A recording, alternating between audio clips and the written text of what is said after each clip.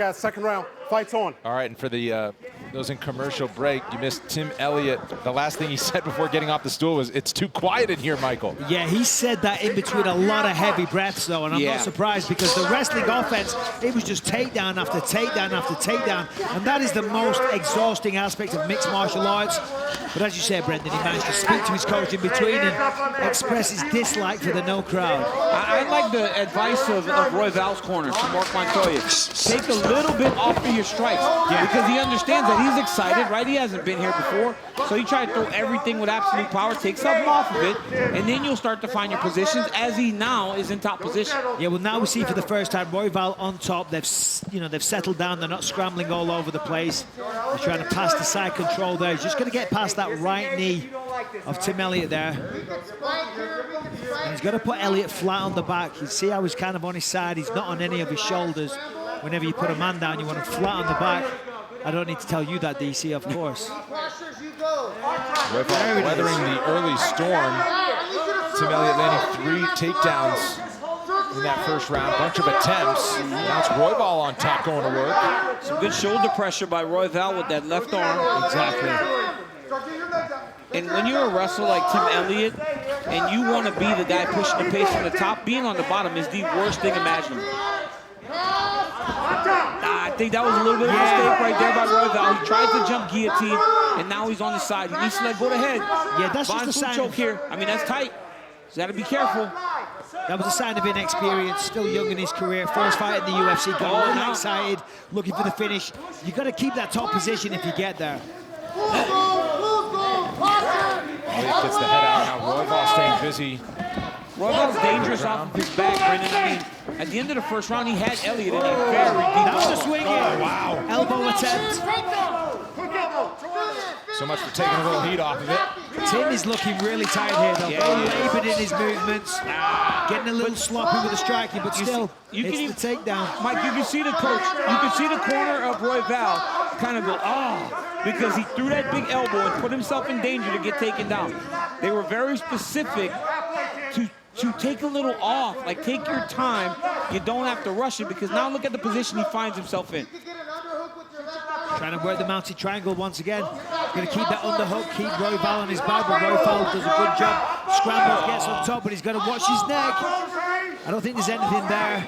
No, he's got to start framing off the face of Tim Elliott. He's got to start framing with his right hand. Yeah, that's just really uncomfortable. He's not going to choke him. Not going to choke him out, but it sucks. It's not comfortable.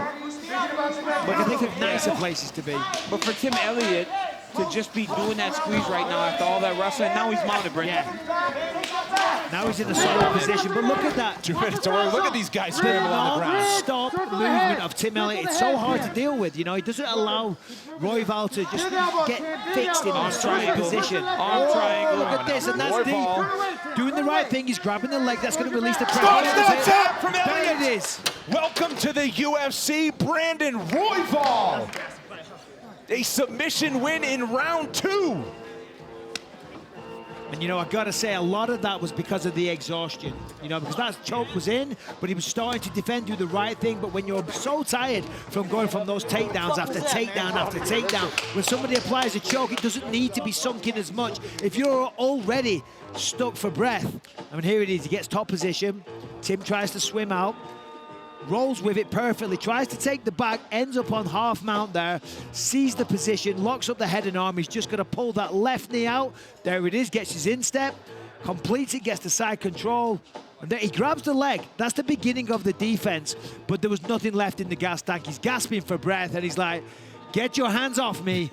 Tap, tap, tap. Apologies for the overreaction. I think it was the hair of Taira that just kind of flops up there every time he gets it. It doesn't necessarily hurt him.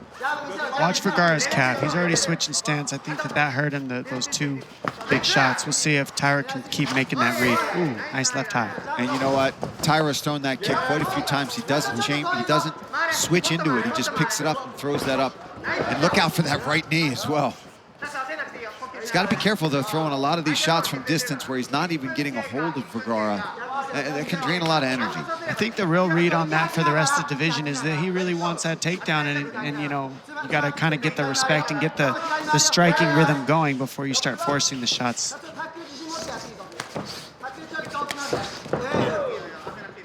Clinch in the center of the octagon momentarily until Vergara doesn't want the ground game. Done a good job at keeping his feet through round 2 so far. But this is what Taira does so well. He sneaks around to the back, trips out one of your base legs, and now he's got full body triangle wrapped around Vergara with a lot of time left in this second round.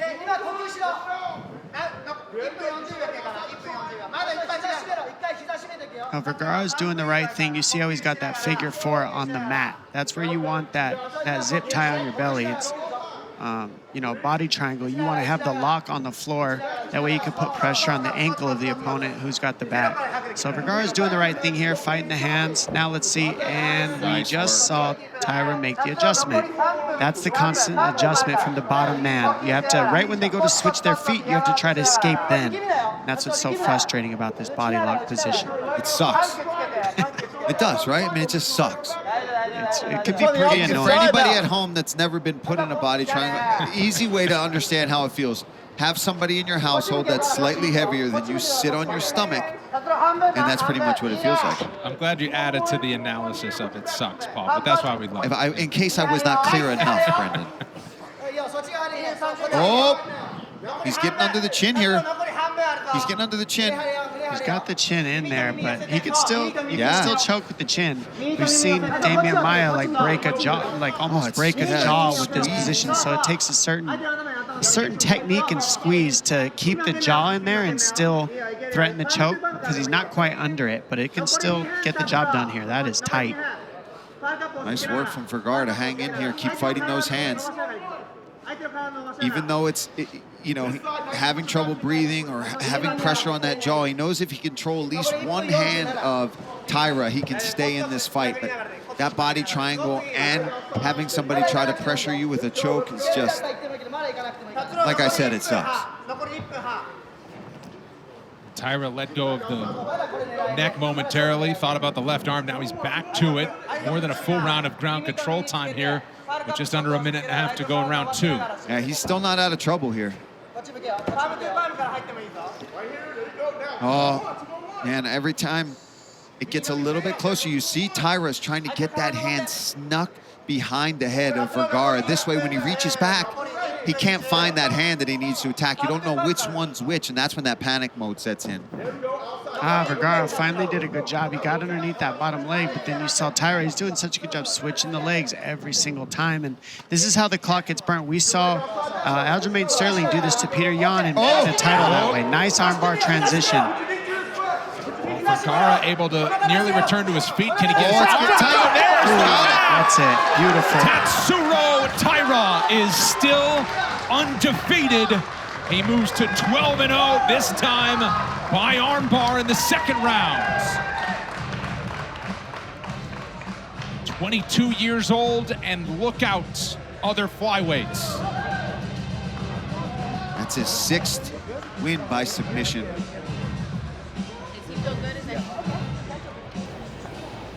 So we see here he gets the single leg.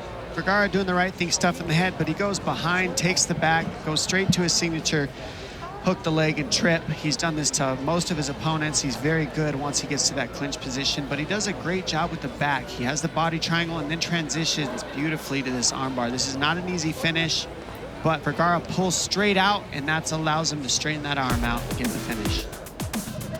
Undefeated, still intact, and a very bright prospect on the way up. We'll make it official when we come back. Great synergy between pupil and head coach there with Mark Montoya and Brandon Royval. I thought Mark did an outstanding job giving Brandon a few things to chew on. He really does. In between rounds, he's very calm, and he says very specific things without overwhelming you. I love these knees from Brandon Royval up the middle there.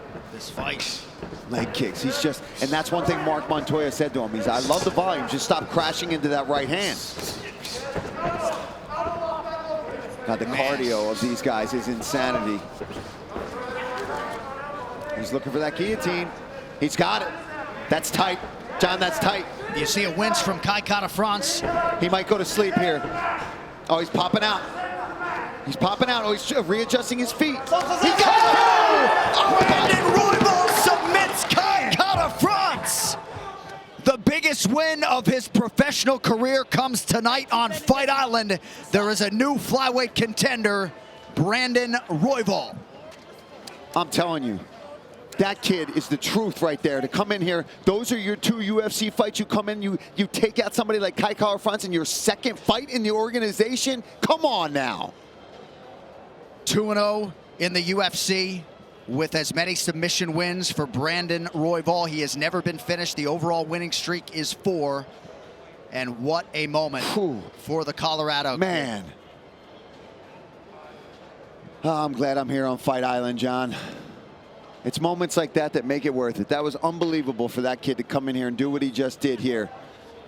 All right, this fight replay is brought to you by GovX. If you have a military or first responder background, get ultimate deals on the gear you love at govx.com. All right, let me take a look at this again. He immediately cinches up this tight guillotine, and it looked like Kai Kara-France's head might pop out for a second, but you see him wincing. You see how tight this guillotine is. Look at this foot adjustment. That's ultimately what he does. He triangles his legs and gets that squeeze and gets the tap. Unbelievable. And then an immediate display of sportsmanship. Yeah. As he tried to attend to Kai Kara-France, and it looked like both fighters came over and had a nice moment with UFC President Dana White and Dean Thomas and Matt Serra.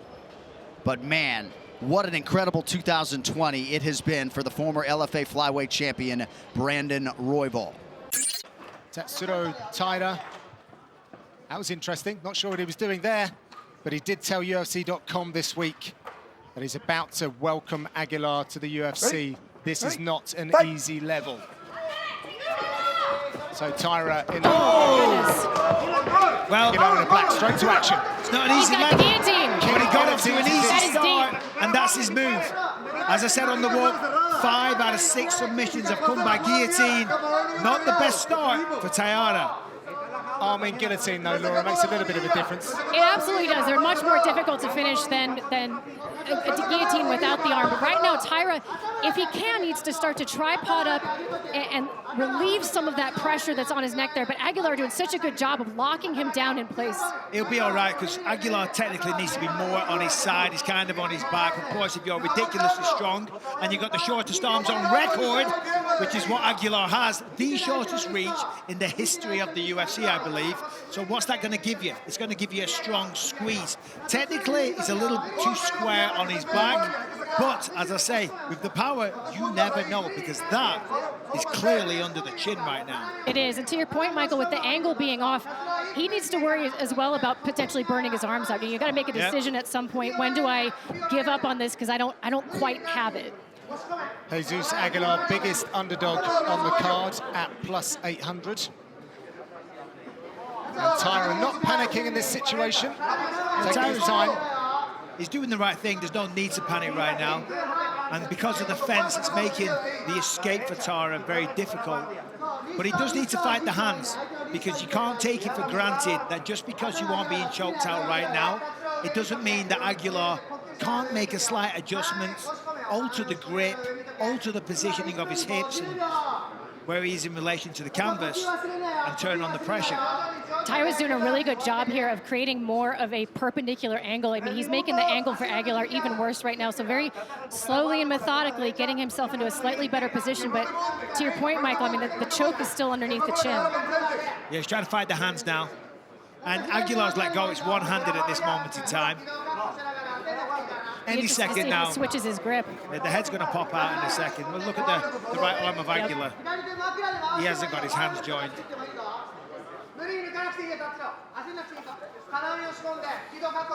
Well, so far, Aguilar has slowed the roll of Tatsuro Taira.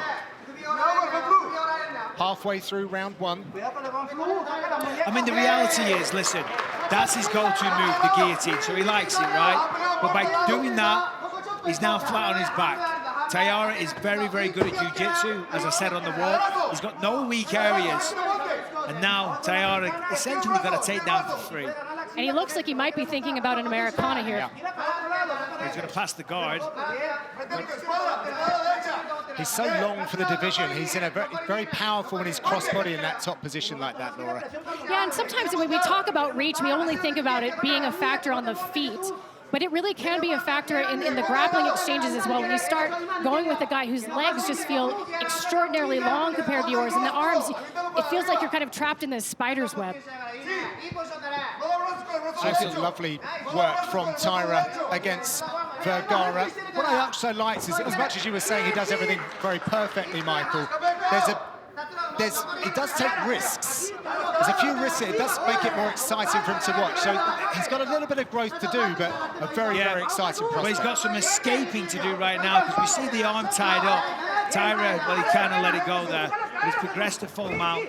This is panic stations now for Aguilar.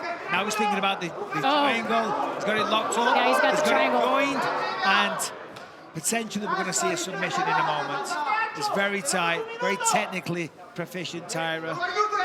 The trapdoor seems to be opening for Jesus Aguilar as Taira readjusts. And you see the angle. The angle's perfect now. Making it now. Watch the armbar. Triangle armbar. Wow. I mean, Jesus That's is... There it is. Another performance. And another stoppage from Tatsuro Taira. 13-0 now professionally.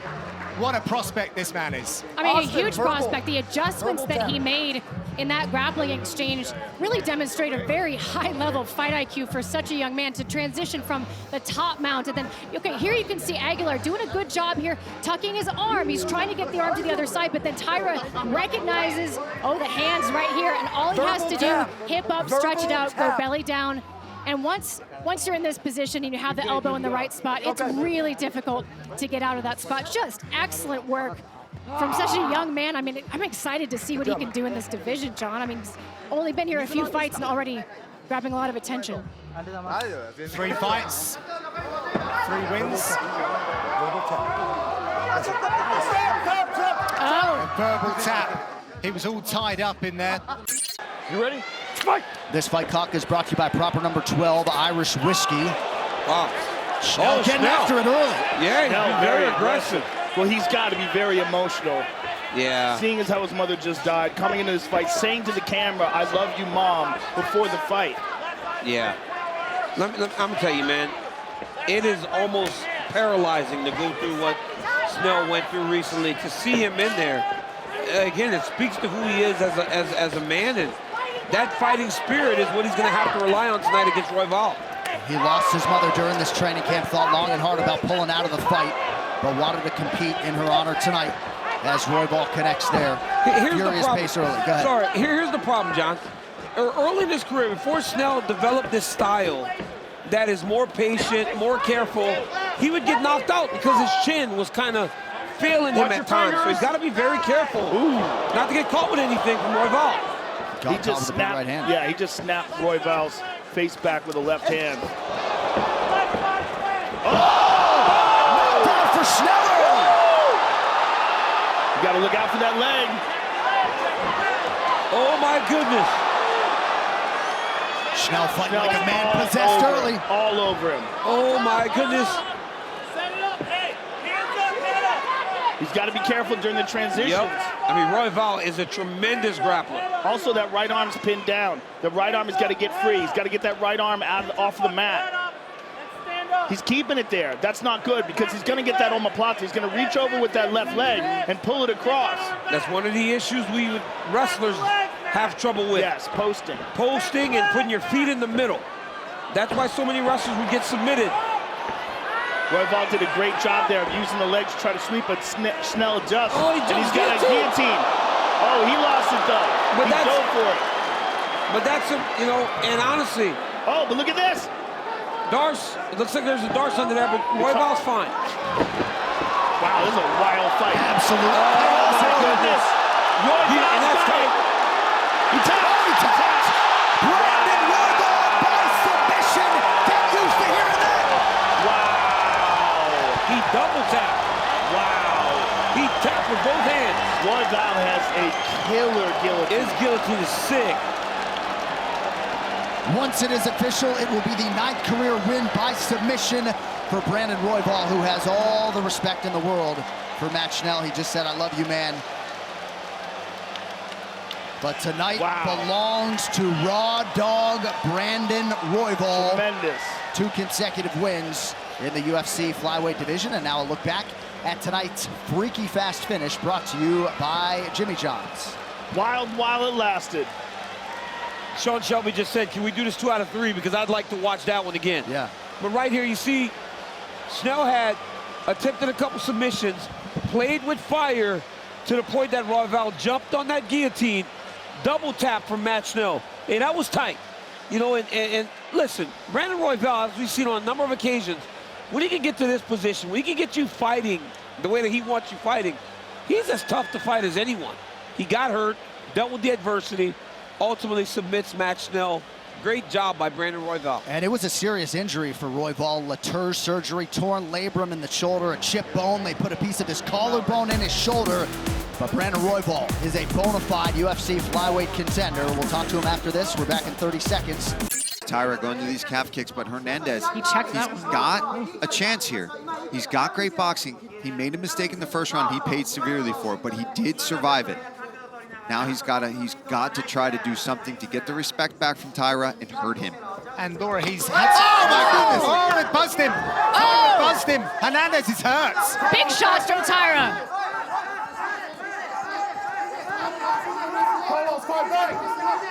The window's starting to close on Hernandez here. He's got to scramble.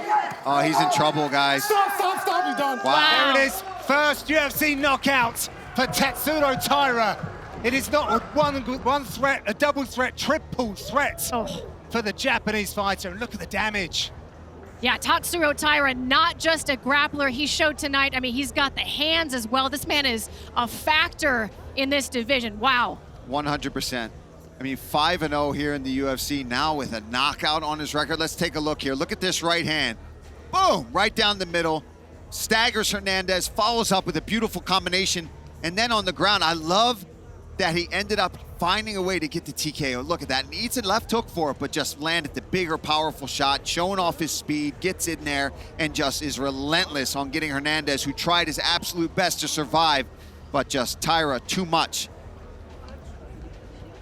Well, that was an impressive showing from Tatsuro Taira, who is desperate to unlock a rankings pairing. Surely that is his future in 2024. We'll be back to make this one official after the break. High stakes between top 5 contenders out of Denver. Brandon Royval in the white as the underdog, taking on Mateus Nicolau. He's a brawler, Brendan, but he's a technical brawler, if that makes sense. This fight clock is brought to you by New Amsterdam Vodka. As I was saying on the walks a second ago, Nicolau is very patient, and sometimes patient to a fault. You know, he will dance around there, he waits and waits and waits. But when he does go for it, when he sees the opening, he's extremely dangerous, very accurate, insanely powerful. But the one thing that Royval will do, he will take the fight to him. But you've got to be careful, because Nicolau was proven to be dangerous and powerful. Everywhere. He's dangerous everywhere, Mike. He's dangerous on the feet. He's dangerous on the ground. He's a guy that when he sees his openings, he takes full advantage of them. But for Brandon Royval, it's about pressure and pace. I just remember him against Kai Kara-France, and he just overwhelmed him and just steamrolled him. I don't think he's ever looked better. Now, the results haven't been as good as when he first got here, but it's always going to be his pace and pressure that leads to him being successful. Oh, see, look at that, Nicolau, beautiful right hand left up, fast hands, and then stepped away out of striking range so he didn't get counted. That's the difference. Royval has more of a swinging, loopy, kind of, you know, he just kind of rings them somewhat. Nicolau is much more precise, much more classically trained as a boxer, shall we say. Yeah, we saw Nicolau fight with this style against Manal Kape, where it was super close, but he was so comfortable that he had got it done, right? Skirting on the outside and just picking his shots. Nicolau has the potential to strike with anyone because we know how high level a striker Kape is. Royval pressuring and trying to close down Nicolau, who continues to skate along the outside. And this is what Nicolau does every time. Oh! Royval catches him. Nicolau to his back, and now Royval swarming. And now to it.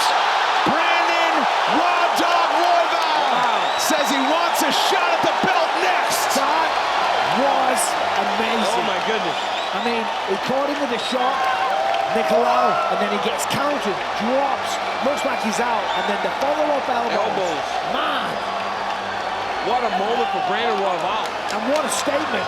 He said, I need to make a statement. I want to get what's mine. That being a title shot. Statements don't get much bigger than that. Well, he said that he was going to be ready to weigh in as a backup fighter. You do that, I'm pretty sure they'll agree to it. What a performance by Brandon Royval. He was so excited to get back in the octagon. His last appearance came last May. Dealt with some injuries. And he wants to stay busy. If you know Brandon Royval, what a way to get it done. It was a knee up the middle. Yeah, I never saw the knee. The knee connected, then a straight right. Here he is talking to us right in front of us. I mean, the man is pumped. Knee to the jaw. Jab. I mean, what a combination. I didn't even see the knee in real time. That's how quick it was. Or maybe just a bad angle. Well, and they were turned away from us a little bit as well, and it just came up. Yeah, man. Good start to the night for Factory X Muay Thai out of Denver. Zach Cummings does his training there. He just got a victory. Quick turnaround for Mark Montoya in the corner. And Brandon Royval delivers a knockout in the first round. Yeah, they were heavy elbows. And that's what he wanted to do, make a statement, you know, put himself in line for a title fight. Given the fact that he had a weird ending to his fight with Brandon Moreno, obviously the shoulder dislocated at the end of the first round. He feels there's unfinished business. You never know, we might see him get another crack at Brandon down the line. Took on board all of his coach's instructions. Let's see if he can execute straight to the low kicks.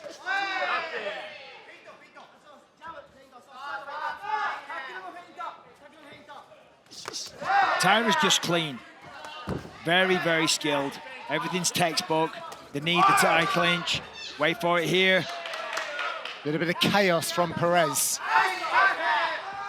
The timing on that tie clinch is very good for Taira. And he uses it just at the right time to stop Perez from hitting. Hold on, what's happening here? That looked like a right hand. I mean, it was a right hand unless something happened before. Right hand in the eye? Yeah. By the way, that was a very interesting tweet about how Perez is looking. Oh, yep, another dive. No. Yeah, he barely touched it, but I mean, it's enough. You see that finger? You would know. It doesn't take much. Okay. I wouldn't have seen that one. Don't get me in this fight. Don't make me take points. Keep control of your fingers, up or closed. Just close them. Just close them. Make a fist. You want to connect with a fist. Right. There's a long way to go in this fight, of course, 5 rounds. Taira's now got to watch his P's and Q's, walking that disciplinary line.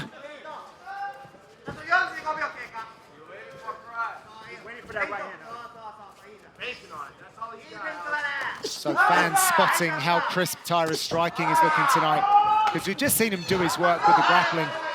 Just goes to show what a young talent he is. Great calf kicks. Oh, my. Taira's fighting a very sharp fight already. I mean, he's 24 years old. He's 24 years old, and you can see this is a lifetime of training, being surrounded by some of the greatest martial artists out there in Japan. Nice combo from Perez. Literally bred for this. He doesn't look battle-worn either, does he? If he was wearing, like, over-the-ear headphones, this guy does not look like a fighter either. Well, you see him in 10 years, though. See him at 34, covered in scars. And, yeah. You know, maybe a severe alcohol problem. No, but he is quite the specimen. That's not to say that Perez isn't being very, very competitive. He is. I'm just saying at 24 years old, he's so clean. Yeah, whatever happens tonight, it's been a mad good career for Taira. Yeah. But Perez is landing at a higher number, and it doesn't look as clean, but he is landing more, and he's getting into the pocket on the taller, lengthier, straighter punching target. See, that's Great interesting. defense. This is what I'm talking about. This is the difference. He gets taken down. Now let's see if he can get back up right away because nobody has been able to with Taira. Nope. There it is, right away. Insane. This is what he's been doing to everybody. That's a big show of dominance right there. Beautiful That back take. I want to rewind that, record it. The entirety of the fight, he was choosing to keep the fight on the feet.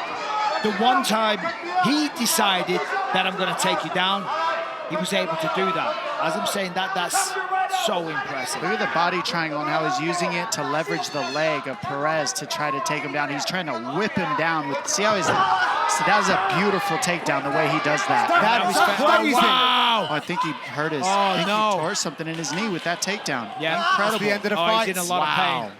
That takedown was takedown, incredible. it That was forced the Taira end of the doing fight. that takedown. That was all happened from Taira. And that was a very tricky body triangle takedown that you don't see a lot. That's high-level takedown right there. Oh, man, this is awful to watch, though. Perez is in a lot of pain. But you're absolutely right, though. That was all initiated by Taira. That wasn't some misfortune that happened. That was... And the way that he man took... there being, honestly, just fantastic. Brilliant inside the Look at how octagon. he's leveraging the leg. The right leg is under the knee of Perez right there. And look how he leverages it. That's what did it. I mean, it's just a beautiful technique that he's using there to blow that knee out. It wasn't an accident. Look how he leans back. Yeah. That lean back is what created that opportunity to just snap the knee of Perez. And he tried it 2 times before this, but he's able to keep the position. Yeah. Look, beautiful. Because look at that. Look at the way that he leans back to generate the force to pull him down, to use gravity on his side. I mean, again, I'm blown away. That was something special against his toughest opponent yet. 100%. All right, we're going to take a short break of 30 seconds, and we'll be back.